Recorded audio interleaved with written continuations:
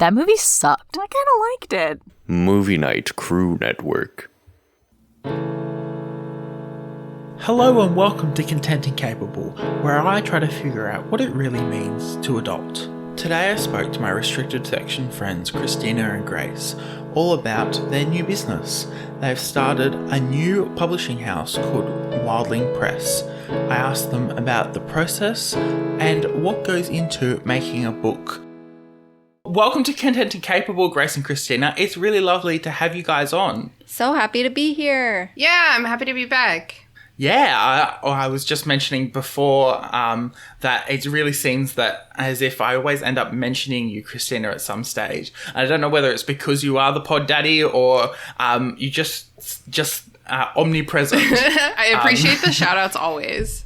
And welcome for the first time, Grace. It's amazing. I can't believe I haven't had you on yet. I'm almost disappointed in myself. Aw, no, it's okay, Sam. I'm so happy to be here now, though. Better late than never, I always say. Yeah, look, I was looking at the podcast episode plan because somehow I got quizzed on it the other week. And I was like, well, I've only done 20-something episodes. It feels like a lot more than it actually has been. In podcast time, you've been doing this forever. In podcast years. Yeah, over 6 months, which is just a huge commitment. Yeah, well done. Yeah, I'm really happy with where the podcast is sitting, which is awesome. But that's not what we're here to talk about because I feel like we always end up there. We're here to talk about your small business. Christina, I feel like you're the brains behind it all. What is Wildling Press? Wow, I'm so sorry just to accuse you of being wrong right off the bat, but okay. Grace is absolutely the brains of this operation. It's so not true. It is a real team effort. Couldn't do it without each and every part. I would say that in our group dynamic, I am the brawn of the operation. Well, that explains a lot. Yes. We all have our strengths. Yeah, Grace and I, along with our colleagues, Mike and Mary Peyton, are starting a small press here in Richmond where the writing scene is really vibrant. And there just aren't a lot of opportunities for writers to get published in a way that's accessible to them. Yeah, and I suppose lots of English degrees floating around, so people are just I'm going to write. Yes, for sure. We're actually friends with our local English department. It's true. Oh. I know. All of the English departments, we just befriend them. Yeah. So what in other than the fact that there's not enough presses in Richmond, what inspired you guys to forge ahead and create your own company? Well, Christina and I met working at a local publisher, and we just really loved working together. And there were some things that we kind of talked about amongst ourselves that we felt like could be done a little bit differently. And so we're one day we were wow, why don't we actually do that? Yeah, it was actually when I was blackout drunk at my wedding reception that I cornered Grace at the bar, and I was like, we need to start a small press. And you know the rule, you can't say no to a bride on her wedding day. Just straight up, you can't do it. So that's how we got here. That's true. I also the rest is history. I also did push-ups that day, circling back to the brawn. I did push-ups in the bar. I am the brawn of this operation. She really I'm is. just really sad that I didn't get to see this wedding. Sounds like an amazing time. It was, all the way around. So many good things happening on that day. Yeah. It reminds me very much, I'm rewatching Gilmore Girls for the fourth or fifth time at this point. But it really reminds me of Gilmore Girls. You worked under someone else, you're I can do it my way and do it better. And you're forging ahead and starting it. Does it feel like that? It does kind of feel like that. And it's really cool because, of course, the four of us are all really good friends, but we also met in a work dynamic, and we kind of know each other's strengths and, weaknesses, if there are any, probably not. But so, we work really well together, and, you always hear you shouldn't go into business with your friends, whatever. But the thing is that we're we met at work and we know the dynamic and we're all really comfortable with the dynamic. Yeah, and even we're friends on top of that. So yeah, I was gonna say that, like, even though we are really good friends and we hang out literally all the time, we have that foundation of being colleagues first. That really is like the rock of our friendships.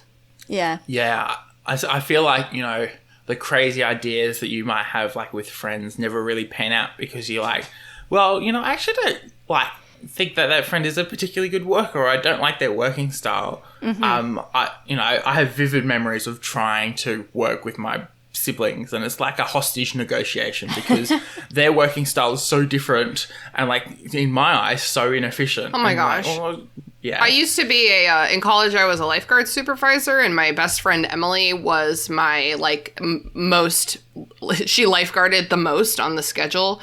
And, like, this wasn't, like, proper lifeguarding. These were pools that were only 5 feet deep that nobody swam at.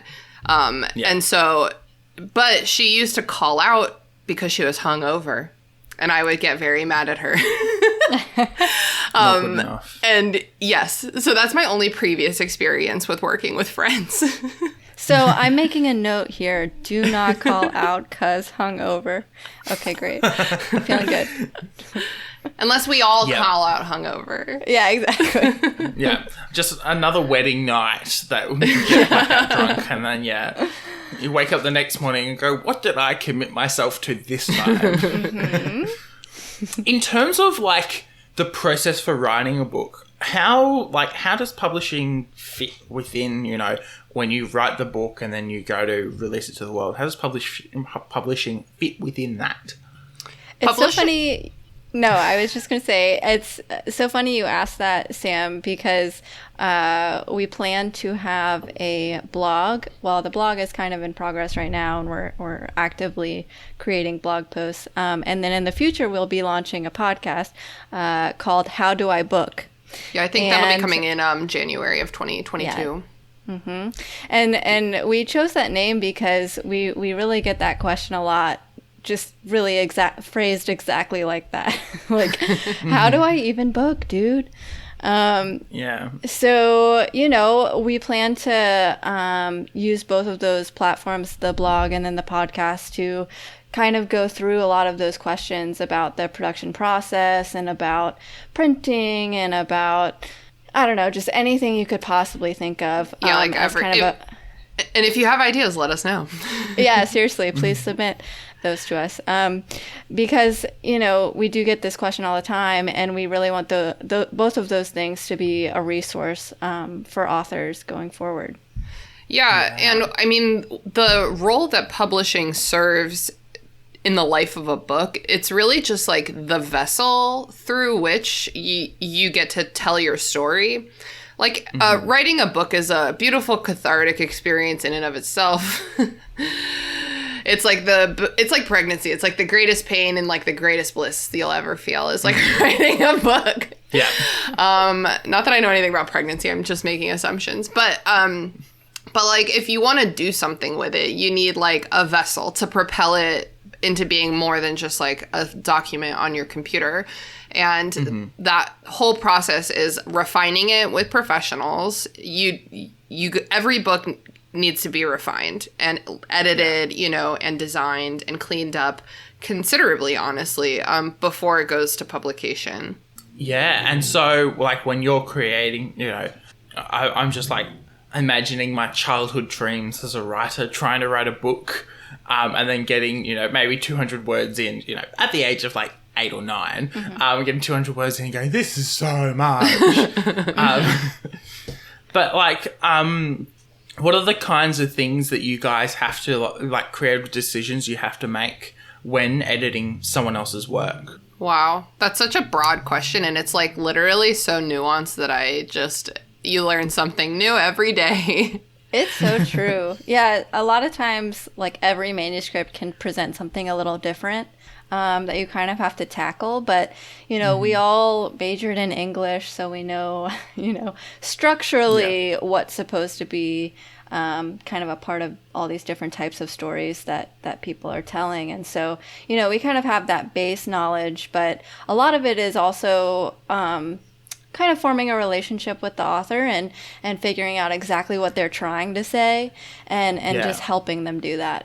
That is such a great way to put that. You said that so much. You and I had the same thought, but you expressed it so much more kindly than I was about to. I was going to say, well, it's really hard. The hardest part to me is like working with an author's ego. I mean, it's true though. Honestly, and that's not a diss. Every creative person has, it's your baby. You like birthed it into this world. I'm not going to stop using the pregnancy analogy. It's like you spend so much time and energy putting your whole heart and soul into this thing. It can be super hard when someone is like, you actually need to like completely rework like not just this sentence, but like this whole aspect of the entire narrative. That can be really hard to hear. But go ahead. No. There's this saying in like journalism where you got to kill your babies, and I am always upset when I have to do that. There are many times, including last night when I got an email back from a fellow classmate telling me you just need to cut this like whole section. I'm like, please don't make me. It's hard, but it is important because that's what your editor does. It's like they have this objective perspective that's gonna make your story better. So we've definitely run into issues in the past with authors who don't want to do that, but I can promise you that your editor knows what they're talking about. Yeah, and I mean, the cool thing about that is that some people really don't want to relinquish creative control over their vision, and like there's a path for that person too.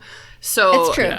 Yeah, so at Wildling we haven't even done like our mission statement or anything yet. We do traditional book publishing that's completely publisher funded, and those are all going to be like books by and about marginalized voices. We like the phrase like books that will make the world a better place. And then we have this like author education element where authors can become part of our like emerging author program where they'll learn about the industry and get really hands-on writing tips or like writing guidance. And then for the people who who have like this really rigid creative vision and they're not very excited about getting someone else's opinion about it, those people can do self-publishing. And your guest, oh my gosh, wait, where is it? Scotty. Yeah, your guest, Scotty McDonald. I just listened to that episode today, and he was talking about how far self-publishing has come and about how, like, it's really just, like, more accessible than ever for people to publish their own books their own ways, and that's, like, so beautiful. And like, Wildling can help you do that. Or, maybe you have a lot of really skilled friends who can do graphic design and editing and stuff, and you can do it yourself. Yeah. And I suppose, like, in that aspect as well, when I think of, launching a book and publishing a book, to me, it seems like a really expensive affair. But I would be right in the assumption that it's become a lot cheaper recently. Yeah. So print on demand has made the whole printing process much smoother and much more fiscally responsible, I guess. Instead of having to print offset, authors which is when you basically like print in bulk. So you have to like set the printing press. That's why it's like you have to print like a bajillion copies because it's like a physical printing. Mm-hmm. That's offset printing. So, and in the past, that was really the only option. So authors would have to, and publishers would have to print thousands and thousands of copies of books and then try to sell all of those. But print on demand, but print on demand has become such an awesome option for a lot of people, and a lot of the big publishers are also using it these days too, and that's where you can really print. It's digital printing, so you can print however many copies of a book that you want. The price per book is a little more expensive, obviously, but it's totally worth it. You can print 30 copies of your book instead of 1,000. Yeah, Imagine the burden. Oh my God. No, you. Okay, you go. No. The burden. No, the burden. Go. Imagine the burden of having 1,000 copies of your own book that haven't sold yet, just sitting around your house looking at you. That would be so sad and depressing. Don't do that. Your house would turn into like a discount Amazon warehouse at that point. Yes. I know. Just the storage alone, I don't know how people did it. Yeah. And in terms of like getting your like a book from, being edited and kind of like finished to being printed, where do like publishing houses, take a role in that? Wow, English. So, Do you want me to rephrase that question? Yeah, rephrase it. Yes, please. I was like, Grace Sorry. got this one. Yeah. Like the process between, you finish the book, you've edited it, and, all great fun and dandy, right up until, you're distributing it. You've got physical copies, you've got digital copies.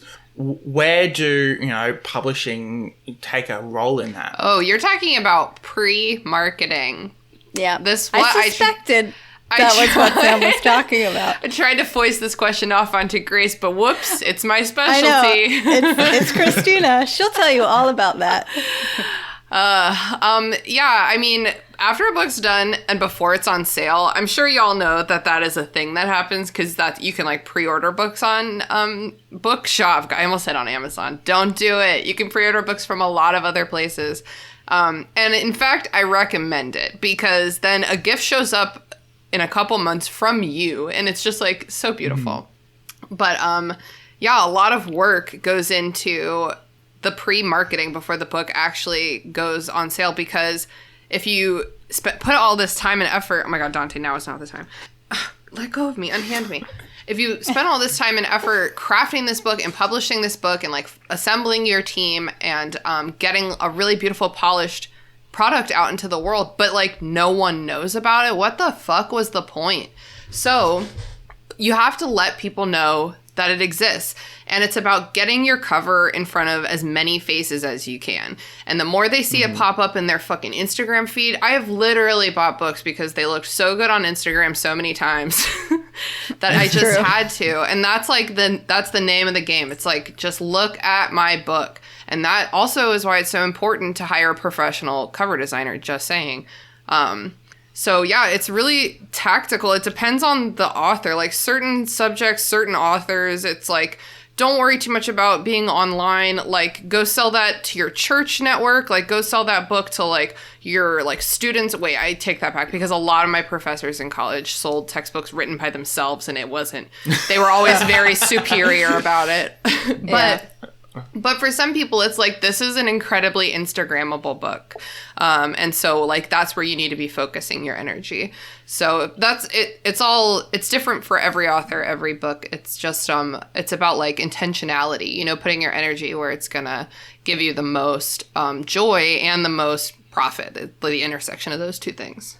Yeah, and I suppose it's like, especially with, like, the cover and book design, that has become a lot more, I don't know, enjoyable to see now. Like I'm thinking about like the restricted section, chapter things on Instagram, and it just look so beautiful. And not even just like the decorations you put around it. No offense to you, Christina, but like the book itself is just so pretty that I'm like, I want to buy that. Honestly, I stopped putting decorations in those pictures because I wasn't very good at it. That book's gigantic and the illustrations are amazing. So I'm like, you don't need anything else. That's the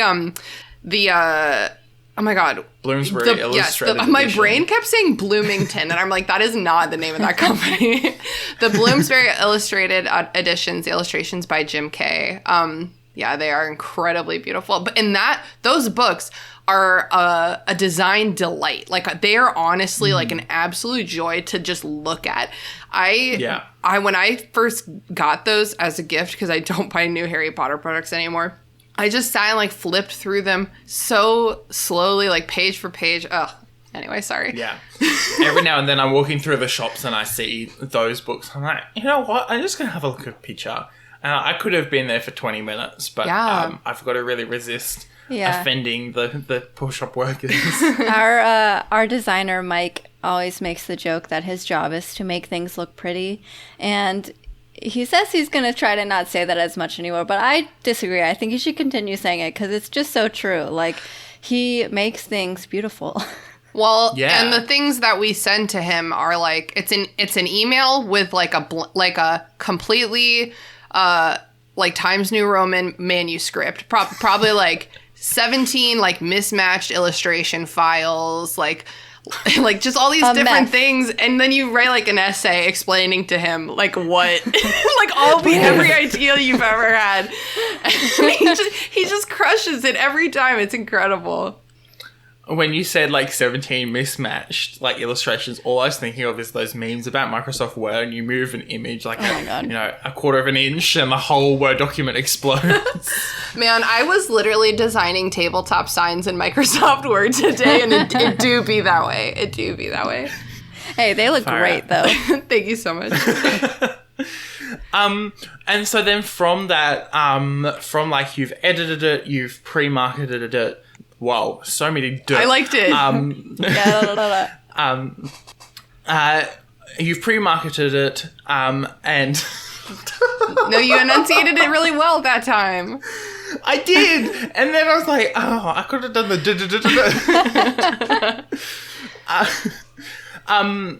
do you have much of a role in then the printing and distribution of that book? Now that's a great question if I ever heard one.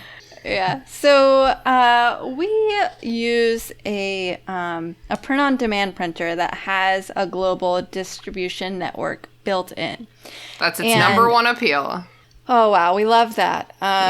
And so we're able to kind of tap into that global distribution network. So essentially what happens, as soon as we approve a book with the printer is also talking with the distributor. So immediately, it's like a push of a button to approve a book.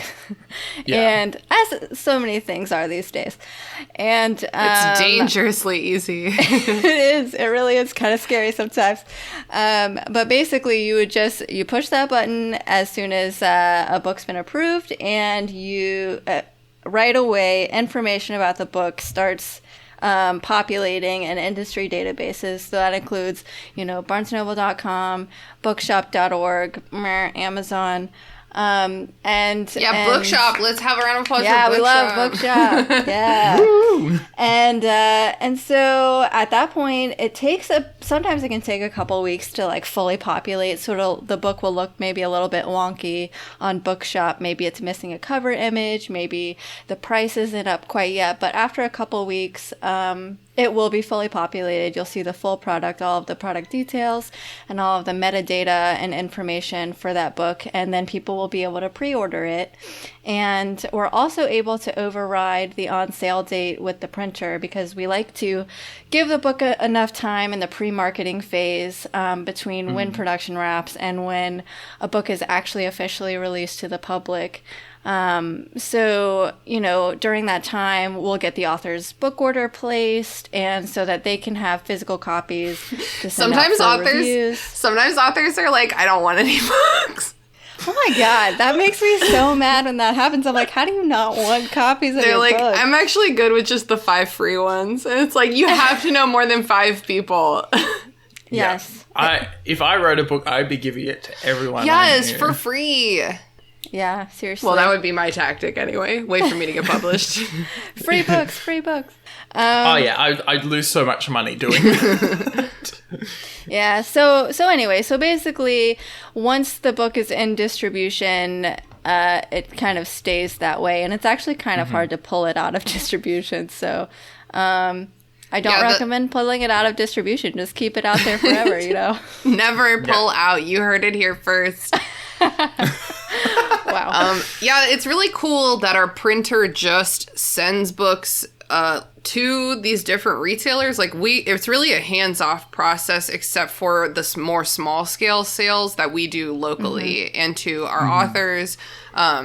So it's actually a pretty good setup, because like it's not fun to like package a bunch of stuff all the time and like send it out. That's like not really what we want to spend our energy on. Exactly. Oh, yeah, it's kind of cool. I mean, if Bookshop needs copies of a book to fill orders, they just contact the distributor directly and they handle all of that. So we don't have to be involved, which is really nice. And then we just get reports every month for book sales.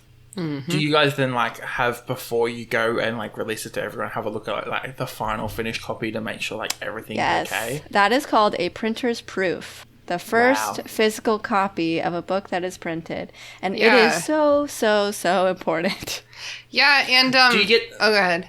No, you go. Yeah, and in the pre-COVID days, a lot of our authors were local, and we would get that first printer's proof in the office. We'd look it over and be like, this looks great. And then sometimes the authors would come to the office and hold their book for the very first time, in the physical world. And sometimes they would cry, and it's honestly, one of the most rewarding experiences of my life. Yeah, it's very cool. That sounds amazing. And I suppose, by that point, you've read the story. I know the story that many times. When you go to read it, it's this is easy.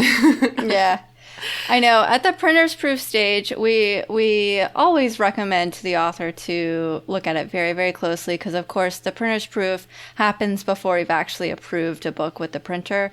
So that's the final stage and the final sign-off moment before we press that button. To approve a book, so. And we use a classic workplace technique. I do this to Grace all the time where I'm I'm going to do this thing. Grace, do you think this is a good idea? She says yes. That way we're both to blame if something goes wrong. So we are we really like to spread the blame around. So we're hey, author, does this book look good to you? It looks good to us. And they're yeah, it looks good to me. And we're okay, so if something's wrong, it's all of our faults. Good. But that being said, we do review closely. Yeah. No. I definitely think that having as many stopping points or as many people to blame as possible is always better than just having one. I always feel sorry for the one person who always ends up getting the blame. It's why is this person always in trouble? So sad. The fun thing about the printer's proof stage, well, no, but just I have fond memories of really ridiculous errors being for example, whoops, the book got designed in the wrong size. And then it prints in the actual size. And it's whoa, these are not the same size for sure. Or real. Sometimes when it prints, it's this, for some reason, this one really specific color is very weird throughout this whole book. Stuff like that. Or sometimes the butt crack, as I call it, a very technical term of the book where the spine is, sometimes that can eat illustrations and stuff. Yeah. Oh, that's always my favorite thing. I vividly remember reading the Geronimo Stilton books, which are edge to edge illustrated, and just trying to peer in the butt crack of the book just to see the rest of the details. Fonts. I was just thinking, what are the other design things? How do you guys decide on what font you want to use for a book? Oh, that is just Grace and I just use a classic Times New Roman for everything. That's a great question for our designer, Mike. I don't know how he does it because I do some low-key graphic design stuff for our social media using Canva, right? And can I literally use Photoshop? Yes. Am I fluent in Photoshop? No.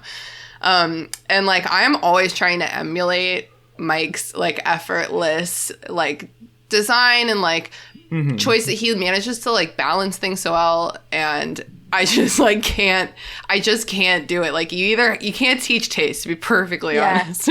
He has such a particular feel for fonts. He'll ask a project manager what's the vibe of this book, or right, because usually he hasn't read them. Right, yeah. Can't read every book. If Mike read every single book, wow. Just to pick the font, that's all. So he'll ask just can you give me a thumbnail of this? Yeah, and then this is somber, this is whimsical, this is for teenagers, this is for children. So we give him some adjectives and then he picks a font based on this. Yes. I have an unpopular opinion. What? Let's hear it. I'm very sorry. I hate the font Times New Roman with a burning passion. Interesting. It's just so neutral to me. Like water. It's how can you hate water? It's regular. It's so regular. I get in trouble for not using Times New Roman at uni because that's it must be a publishing standard. Yeah. For sure. And so wait, why do you hate it though? What's it doesn't read well for me. Like, okay. I struggle to read it. Whereas, like, I use a font called Tahoma. It's a pretty basic. I think it's on Sans Word. serif. I like that one. Yeah. Oh, I it's know like, all the it's fonts. but, like, it's a nice, like, font that's, like, I don't know, a little bit neutral. And to me, also a little bit unique. I like being, like, a little unique. Yeah, I get that. That's true, And- Sam. You're doing great, by the way, at being a little unique, you know? But like, I get annoyed.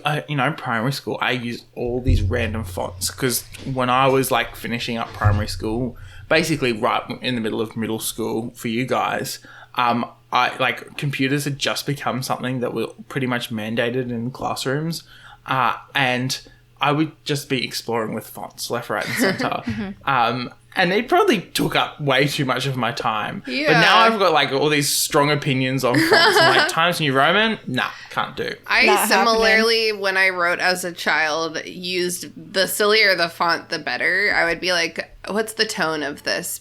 Because I started writing when I was like incredibly young. So I'd be like, what does this one feel like? And then I'd pick the right font. And then it like makes your story look different. Honestly, if you're working on a manuscript and you're like stuck, I do recommend changing the font because it's literally just like a new, like slightly new perspective, slightly new lens, just like the slightest tonal shift. And it helps you see it in a whole new light. I can't remember where I heard this recommendation, but someone told me one I time. remember this. Are you about... Okay. No, you do it. Where once you sit down to write your book, you should do it in Comic Sans so that you're not taking yourself too seriously. That's the only time I will ever recommend Comic Sans to you on principle. I think Mike's the one who told us that. Did he? I think Okay, so. well Maybe then- not, though. It feels like Just something dream Mike team would have right told here. us. For But those yeah, who so don't just to, know, like- it's go ahead, it's time for the PSA, because if you don't know, now you know that Comic Sans is not an appropriate font. Full stop. For any occasion, maybe a bake sale at your kid's preschool. Like maybe. Yeah, that's age appropriate. If it's just get rid of it. Get it out the window. Get rid of it. Here's a fun thing. If you're using a program, like this happened in Constant Contact, our email like newsletter program. If you use like too fancy of a font and other computers don't have it, sometimes it will automatically use Comic Sans. So watch your fancy fonts. Because Yes, ladies and gents, can run because away from Christina you. sent me a test email one time, and it was entirely in Comic Sans, and I thought she was punking me or something. I was like, is this a joke? And That she was would've like, been wow, really funny. font too fancy, I guess. I have vivid memories of like a YouTuber I still watch, Tom Scott. I think I've recommended him before, but he used to have like a weekly, he and his friend would sit down and just chat about whatever. And if there were like big errors in what they were saying, they're talking about something that they know about, but they weren't 100% sure and there was big errors, the correction would pop up in rainbow Comic Sans on the video. Oh my gosh. such a vibe. Like, but yeah, no, I definitely find that like there are fonts that people take you seriously with, and there are fonts that people don't. Yeah, I'm impartial to like a strong, crisp, light sans serif these days. I really like Calibri. It's not that bad. Yeah. Yeah, I like a bit more of a narrower font. I think it's because my writing is very wide, so like interesting. seeing a difference. But I remember in high school we had a history teacher once who was like a bit old fashioned. She was a boomer. Not that was a bad thing. She was a really lovely lady. But she was talking about a history assignment we were doing one time. She's like, "Oh yeah, you can do it. You can handwrite it if you want to," because she had been teaching around that time.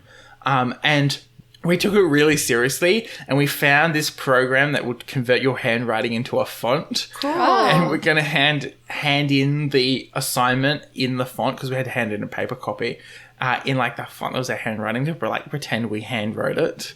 That's so Nice. cool. I want a Yeah. font that's like my handwriting. It'd be great. And like have a handwritten letter, but just typed. So fucking lazy. So much faster that way. Yo, Oh yeah, so much are faster. y'all Do y'all have the following problem? Because ever since I left like high school, if I have to write more than like one card or like one grocery list, my hand like cramps up because I don't write by hand at all anymore. Yeah, I have that problem. Yeah. I have to really make sure that I keep my hand relaxed and just like consciously not be, real tense because the hand will cramp up. Interesting. Yeah, our high school seniors just did their English exam yesterday. I was all over my TikTok feed because, why make me, any less depressed about, not being in high school anymore. And they're talking about their English exam and they have to handwrite their essays. I'm like, ooh, so glad I don't have to do that. Yeah, wow. Yikes. Yeah, it's intense. But like dragging it all the way back to publishing, in terms of then like after you've put it out into the world, you're saying taking the publication back is very difficult. But like, do you guys do anything to like maintain to keep sales, I don't know, relatively good? Yeah, well... Go ahead, publicist. all right, I got it. I feel like Grace and I are in a meeting and we're like making eye contact across the room and it's like, you go, no, you go.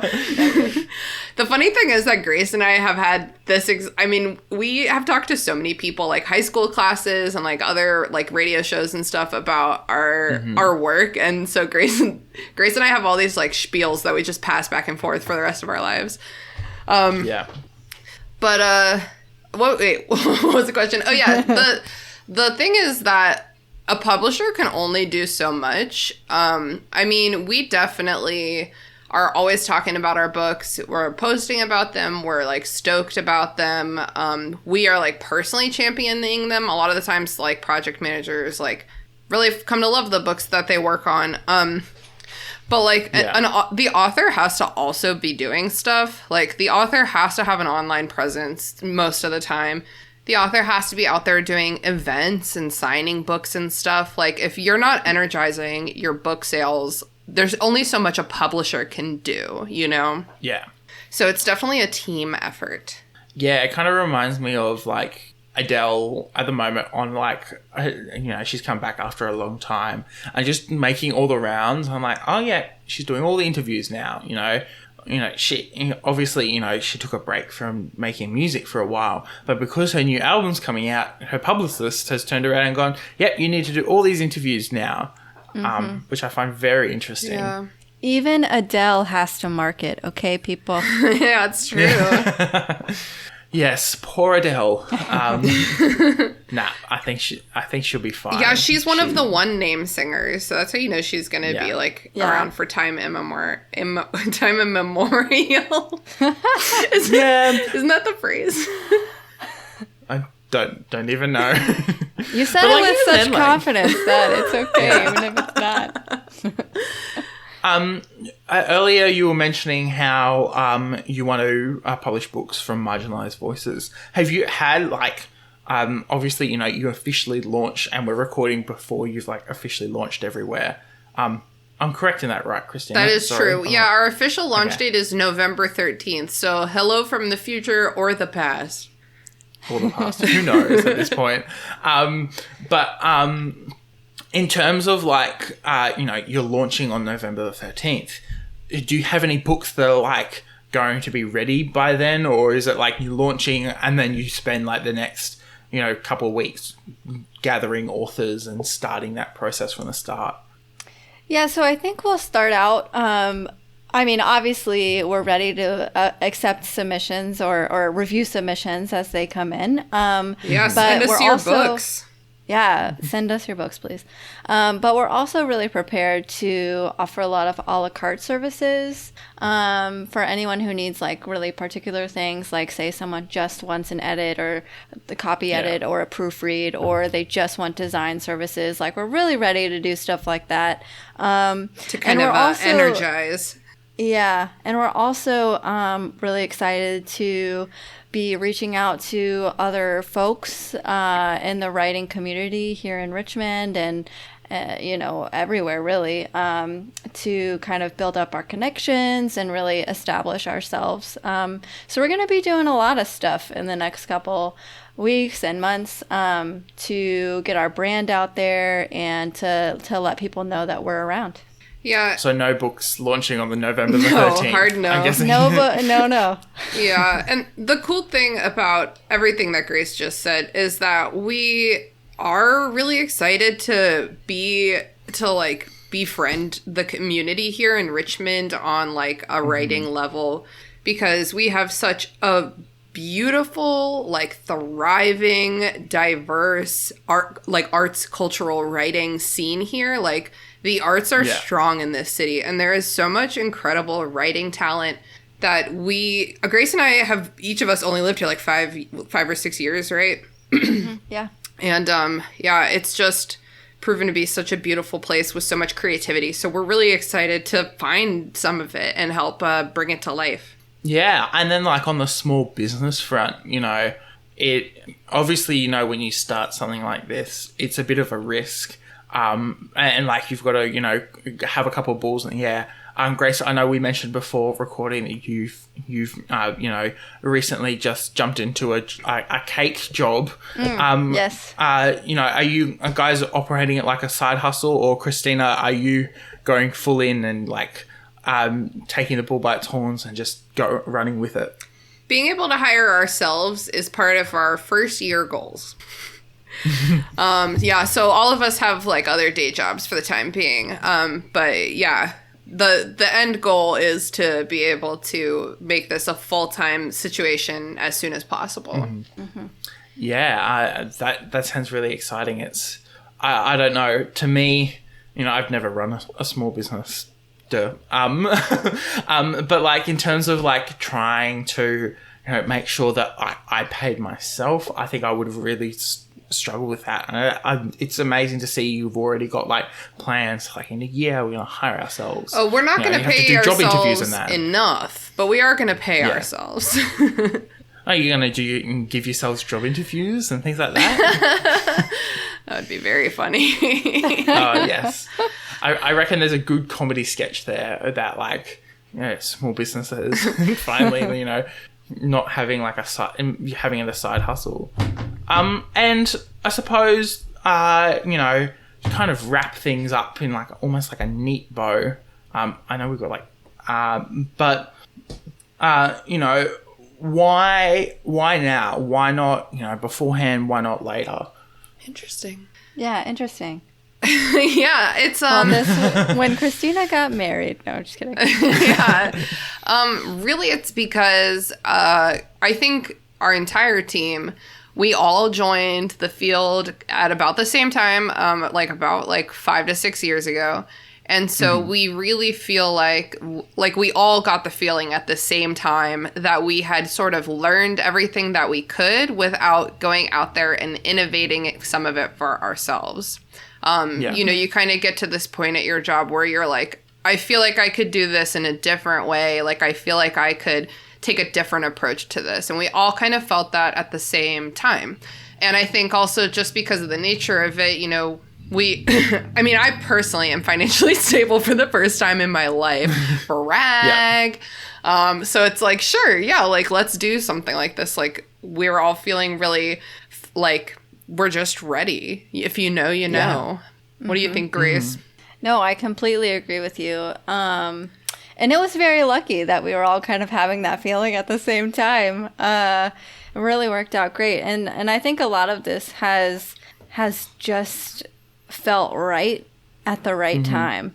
And that's really propelled us so far. Because, deciding to go into business on your own and also together is a hard thing. It's a hard decision to come to. I'm really the type of person to get comfortable somewhere and kind of stay there, like I am not the type to push my boundaries or my comfort zone, and so I'm really lucky to have Christina and Mike and Mary Peyton to just be so supportive and also excited and to really do this thing together, because I don't think I would have done this in any other scenario. It had to be these people. And, yes, we're stronger together. Yeah, it had to be these people, and it had to be Wildling. And so I'm just super excited about it. I'm gonna cry.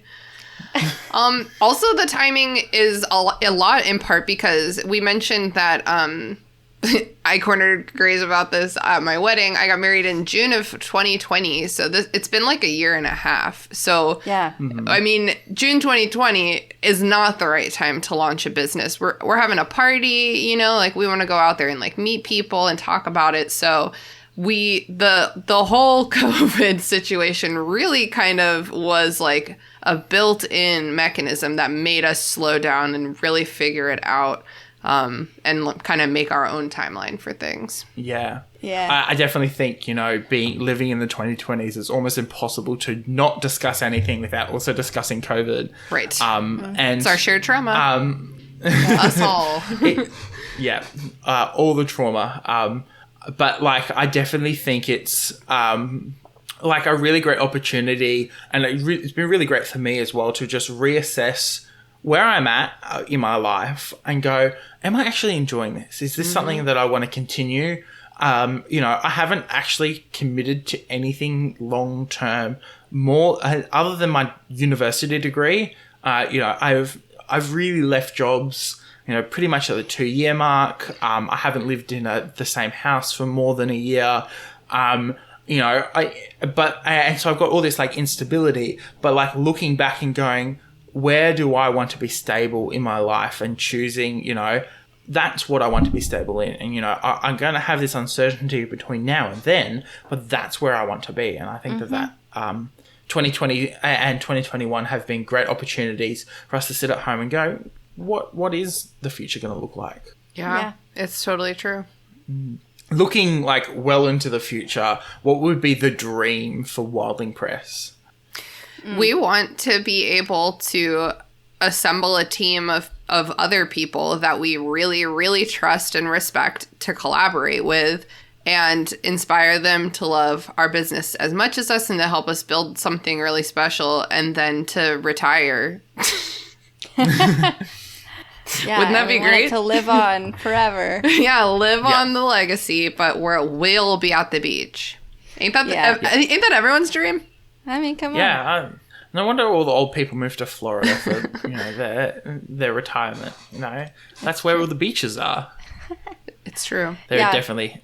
But we do hope to be able to have enough money in the company to be able to publish as many traditional contracts as possible, meaning we as the publisher would fully invest in those projects, and we could really get all those, you know, marginalized voices out there. And that really is the dream, is to be able to traditionally publish all these books that really need to be out in the world. Grace always says the same thing as me, but like 100 times nicer. Like, all we want is to be able to like make money to like do cool things in the world. And I suppose there's like the eternal struggle of a small business. You know, on one hand, you know, you're doing this really noble pursuit of, you know, not that like, not discrediting it, but like you're trying to tell stories from voices that don't normally get a foothold in the traditional media landscape. And I'm talking about books as media here, but you know, on the other hand, you know, you're a business, you've got to make money. So, you know, yes, you know, the goal at the moment is to tell stories of, you know, people who are marginalized, but the idea is to then make that profitable and make money, I suppose. Yeah, it's definitely twofold, and that's why we have so many different things we do. You know, we're definitely going to make a lot of our money from like a la carte services, just straight offering our expertise. But yeah, giving traditional contracts to marginalized voices is so important to us because of just the general, like, financial inequity in this country. You know, we want to do our part to try to sort of level the playing field a little bit and make sure that everyone's stories are getting told, no matter what their financial situation is. Yeah. It's so important and so amazing that you guys have, you know, of your own volition, just decided, yep, we're going to do this. And I cannot wait to see what Wildling Press will look like in the next year, 2, 5 years, whatever, I think you guys are going to be amazing. Thank you so much. Thank you, Sam. So validating. I know who I'm going to choose when I want to write my book. Yes. Yeah, truly. If you have a book project, send it to us. You can get us at hello@wildlingpress.com. Send us your book or your book idea or your book question. We're here to help. Yeah, Are you ever going to... Oh, so sorry. Go, Grace, sorry. And if you want to check out our website, it is wildlingpress.com. You can go there and learn a little bit more about all this stuff we've been talking about on today's episode. Would you ever consider having a full not mortar and pestle, brick and mortar building, offices and things like that? Is that the idea at some stage, or are you going to continue this whole remote working situation? I think everyone likes the remote optional situation. I think we do want to get some sort of office space together eventually, but mostly just because we love the ever-living shit out of each other and we love spending time together, and I think we all work better and more energized when we're together. What do you think, Grace? I completely agree, but I do think that when we're starting out and stuff, obviously working remotely is going to be a better option. But I would love to be able to work in the same space again one day. That would be awesome. Yeah. I definitely have this desire to work in the same space as other people. And, we haven't quite returned fully back to offices here in Australia. We've been a little slow. Let's be very honest about that. But it was nice to work remotely, and then it was terrible and I really hate it. And then I've kind of got back to a happy medium, but I get so much energy from working with other people and bouncing ideas off other people. Yeah. And also this is something that we've only talked about, but this is maybe part of our 10 to 20 year plan. But I think it would be really cool for us to open a storefront where we could sell our own books and used books, make coffee, do poetry readings, gazing into the distance longingly. I could spend 3 weeks there. I'll live there when I come and visit. Yes. You must have a storefront when I come and visit. Okay, No. that's the timeline. That's a very short timeline right there. We've got a lot of work to do. Let's get the band back together. Yeah. Thank you so much for coming on Content and Capable. Thank you for having us. We've loved talking with you and talking about our project. It's been awesome. Yeah, we really have been mostly just talking to each other about this for a long time. So it is truly so surreal to finally be talking about it to our friends and family and to the general public via podcast. It's really awesome and super validating. Yeah, definitely. And definitely make sure you go and check out Wildling Press on their website. And if you've got ideas or questions, I'm sure they'd love an email. Yeah. Where can people find you guys on the internet? Well, you can find Wildling on Facebook, Instagram, Twitter, and TikTok at Wildling Press. Yes, I got the same handle for all 4. Can you believe it? Amazing. When I went to start our Twitter account, it was somebody already has this username, and I was like, what the fuck? And when I investigated it, it was me. I already had it. I played myself. And you can find me, Christina Con, on Instagram at Christina the Con, and on Twitter at Christina Con. I'm not really on the internet, but you can catch me on some of the restricted section episodes. Yeah. When those come out. Yeah. Yeah. The restricted section's kind of gotten to that point where we're back in the proper swing of things. Thank the book God. is finally good. Yeah. Out of context tweets are just chef's kiss at this point. I'm so ready. I'm so ready for the full chaos of the middle of angsty Harry Potter books. Yes. Has there been any media that you guys have been consuming that you want to share? Oh, man. I mean, this is kind of a lame plug, but right before this recording, I just popped on some Great British Bake Off, and I just that show is so comforting to me. I love it a lot. So, I mean, if you're like me and you're super late and you haven't caught the new season yet, just do yourself a favor and watch some of it because it's really nice. I'm halfway through the first episode.